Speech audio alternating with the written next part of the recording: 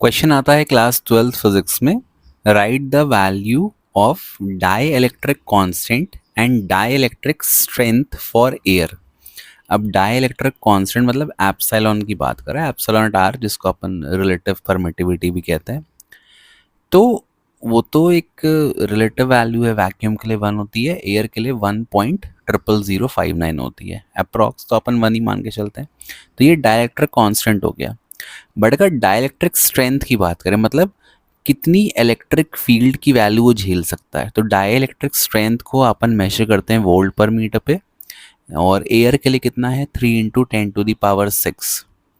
तो अगर मैं 3 × 10⁶ वोल्ट पर मीटर से ज़्यादा की इलेक्ट्रिक फील्ड लगा देता हूँ एयर के अराउंड, तो फिर एयर एक गुड कंडक्टर बन जाएगा। वो डाई इलेक्ट्रिक की तरह बिहेव नहीं करेगा, it will start behaving as a conductor.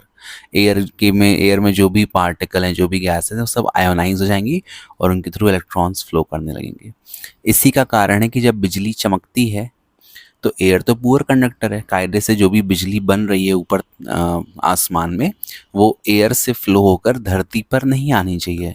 But इतना इतना हाई टेम्परेचर होता है और इतना हाई पोटेंशियल जनरेट होता है, या इतनी हाई इलेक्ट्रिक फील्ड जनरेट होती है उस समय आकाश में, कि वो उसकी जो वैल्यू है वो 3 × 10⁶ वोल्ट पर मीटर से ज़्यादा हो जाती है। उस समय एयर की डाइलेक्ट्रिक स्ट्रेंथ को वो पार कर जाती है और जो एयर है उसके जो मॉलिक्यूल्स हैं वो कंडक्टिंग हो जाते हैं। तो हर चीज़ की फोर्स या किसी भी चीज़ को सहने की एक लिमिट होती है ना। इंसान में भी एक लिमिट होती है, लाइक यू कैन, आप एक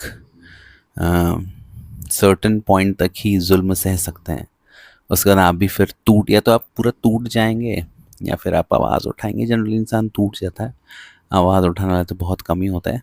so this is what is the difference between dielectric constant. ये तो एक रिलेटिव वैल्यू है, इसकी कोई यूनिट नहीं होती है, वैक्यूम के लिए बना फिर ऊपर बढ़ते जाता है। और डाइलेक्ट्रिक स्ट्रेंथ मतलब जो एक सर्टेन वैल्यू है वो है ना। ये अपन इलेक्ट्रिक फील्ड होती है बेसिकली, इसको अपन वोल्ट पर मीटर में नापते हैं। एयर के लिए इसकी मैंने वैल्यू आपको बता दी। Thank you for watching, bye bye.